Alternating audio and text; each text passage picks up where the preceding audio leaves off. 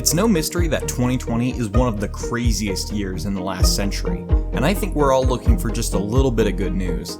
So I bet when you flipped on the news just to see that a case of the plague surfaced in China, you might have panicked a little bit. That's understandable. Let's just sit back and talk about the Black Death for a minute and what its resurfacing means in the modern day. 3-minute flicks. Entertaining, educating, and enlightening. The Black Death was and still is the deadliest pandemic in human history. Originating in the bacteria found atop black rats, the Black Death was originally spread from Asia across trade ships to Africa and throughout Europe.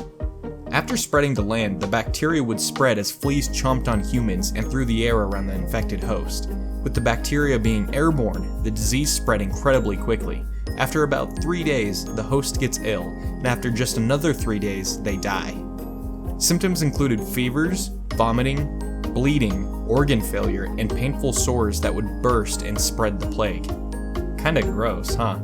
Due to the lack of medicine at the time and the extreme spread of the disease, nearly 80% of the victims would die. It isn't known for certain the total death count, but in only the first 4 years of its introduction, at least 25 million deaths occurred in Europe alone. With all that horrible information in mind, yes, there is a case of the Black Death in China currently. The same Black Death that wiped out a massive portion of the world's population. But don't hit the bunkers just yet. Let's talk about what the Black Death looks like today. Firstly, the plague in the 21st century is actually nothing new. Every now and again, there's a case that spikes up, generally after hunting and eating an infected wild animal. Generally, there is around a couple thousand cases every year, and it's not always in China. There have been cases from all around the world, including the United States and also Europe. The United States alone experiences actually about 7 cases a year. It just is generally unreported in mainstream media.